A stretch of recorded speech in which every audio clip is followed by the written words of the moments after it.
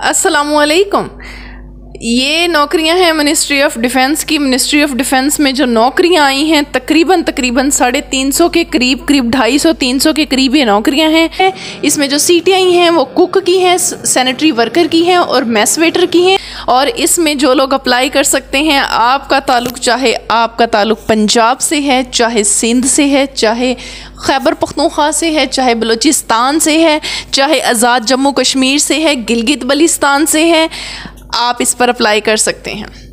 अब जो सीटें आई हैं मेल फीमेल दोनों अप्लाई कर सकते हैं। उम्र की हद इसमें 30 साल तक है। मिनिस्ट्री ऑफ डिफेंस की ये नौकरियां हैं। तालीम इन्होंने इसमें जो मांगी है सिर्फ 5 जमातें और 10 जमातें, कम से कम 5 जमातें आपके पास होना ज़रूरी है प्राइमरी। अप्लाई करने का मुकम्मल तरीका समझाऊंगी, आपने वीडियो स्किप नहीं करनी, क्योंकि वीडियो स्किप करने के बाद फिर आपको मसाइल होते हैं। तो मैं हूं सनम दिलशाद और मैं रोज़ाना बेसिस पर आपको बहुत सारी गवर्नमेंट जॉब्स के हवाले से बताती हूं। और इसमें मैं आपको गवर्नमेंट की जॉब्स भी बताती हूँ और नॉन गवर्नमेंट भी बताती हूँ और दुबई की जॉब्स के हवाले से भी मैं बताती हूँ। तो आज जो मेरी जॉब्स हैं वो मिनिस्ट्री ऑफ डिफेंस के बारे में है। मुकम्मल अप्लाई का तरीका बताऊँगी। अगर आपने अभी तक मेरी वीडियो को लाइक नहीं किया तो अभी लाइक कर दें और चैनल को भी सब्सक्राइब कर लें, ताकि मेरी हर आने वाली वीडियो भी आप तक पहुंचती रहे। और सब्सक्राइब करने से आपको फ़ायदा पहुंचेगा इंशाल्लाह ताला। जब आपको जॉब हो जाएगी फिर आप मुझे दुआएं देंगे कि एक यूट्यूबर थी जिन्होंने हमें बताया था। तो फिर इंशाल्लाह ताला आपको फ़ायदा पहुँचेगा और वीडियो स्किप नहीं करनी। फिर बाद में आप कहते हैं जी आप ये कैसे अप्लाई किया था, वो कैसे अप्लाई किया था, तो फिर अलग से बताना बहुत मुश्किल हो जाता है। इसलिए सारे स्टेप्स आपने देखने हैं। इसमें जो सीटें कुक की हैं, सैनिटरी वर्कर की हैं और मैस वेटर की हैं। कुक की इसमें 160 सीटें, कुक की 160 सीटें, सैनिटरी वर्कर की 140 सीटें और मैस वेटर की 16 सीटें। ये मिनिस्ट्री ऑफ डिफेंस की अपनी मिनिस्ट्री की उनकी नौकरियां हैं। उनके बेसिकली जो कैफेटेरियाज़ होते हैं वहाँ पर इनको कुछ स्टाफ दरकार है। इसमें अब ये देख लें कि किस किस सूबे की कौन कौन सी सीटें हैं, मैं आपको वो भी बता देती हूँ। अब जो मेरी बहनें पाकिस्तानी खाने और रोटी बनाने का मुनासिब तजर्बाकार रखते हों, मेल फीमेल दोनों अप्लाई कर सकते हैं। मेरी बहनें जो कुकिंग जानती हैं, प्राइमरी तक जिन्होंने किया हुआ है, 5 जमातें जिन्होंने की हैं, कुकिंग में एक्सपर्ट हैं, अप्लाई करें।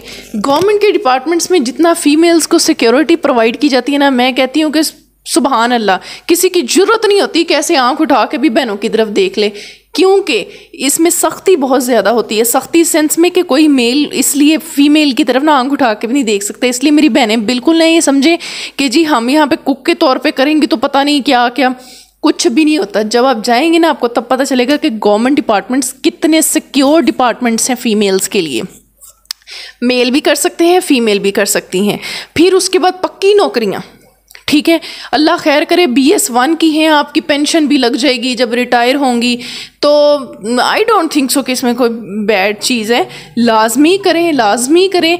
और इसमें अब देखें जो चकवाल की हैं 92 सीटें हैं, बलूचिस्तान की 31 हैं, रावलपिंडी, इस्लामाबाद, अटक, जेहलम और चकवाल की 92 सीटें हैं, बलूचिस्तान की 31 हैं, खैबर पख्तूनख्वा की 15 हैं, सिंध की 8 हैं, आज़ाद जम्मू कश्मीर की 7 हैं, उसके बाद गिलगित बल्तिस्तान की 6 हैं, पंजाब की 1 है। पंजाब खैर वो रावलपिंडी भी इसमें आ जाता है, ठीक है, वो उसमें भी शामिल है।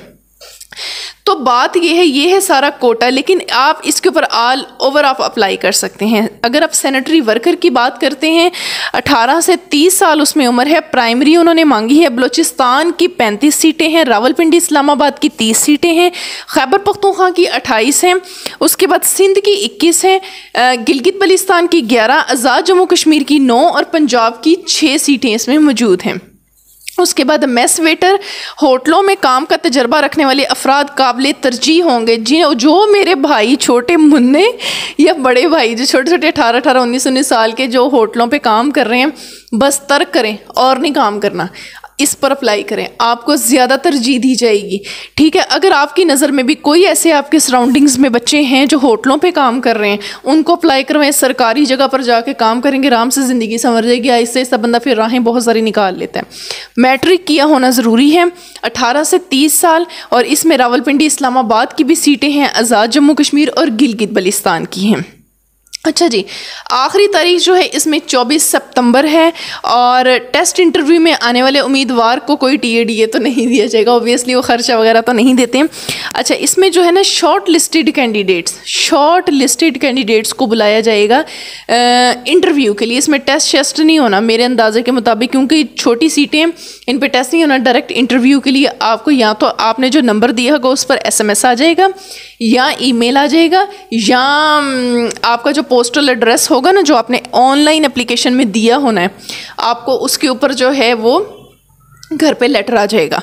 अच्छा, इस पर ऑनलाइन अप्लाई होना है। अगर आपको ऑनलाइन अप्लाई करना नहीं आता ना तो फिर आपने करना ये है कि आपने किसी कंप्यूटर वाले की दुकान पे चले जाना है, उससे आपने ऑनलाइन अप्लाई करवा लेना है। ठीक है, एक चीज़ हो गई। दूसरी बात ये कि इसमें ना ऑनलाइन दरख्वास्त फॉर्म के साथ आपने एक ऑनलाइन कुछ फ़ीस है जी, इन्होंने यहाँ पर बताई है 350। ये इन्होंने इसके अंदर बताई हुई है। चलान फॉर्म बैंक में जमा करवाने के बाद इसकी तस्वीर वेबसाइट पर अपलोड भी करनी होगी। हर असामी के लिए अलग अलग आपने अप्लाई करना है, यानी आपने अब वो चलान कहाँ से लेंगे और वो ऑनलाइन दरख्वास्त फॉर्म कहाँ से आएगा, ये दोनों चीज़ें आपको मैं वो सिखाती हूँ। कहाँ पर आपने ऑनलाइन फॉर्म जब आप फिल करेंगे ना तो उसके एंड पे जब आप प्रिंट निकालने लगेंगे तो बीच में से साथ आपकी स्लिप भी आ जाएगी। ठीक है, वो स्लिप या अगर तो वो चलान फॉर्म उधर से निकल आता है वेल एंड गुड, अगर नहीं आता तो आपने जो है ना बैंक में जाना है, जाके ये पैसे 350 रुपये अस्करी बैंक में जाके उनके डिपॉजिट स्लिप पे जमा करवा देने हैं और उसकी फ़ोटो बना लेनी है।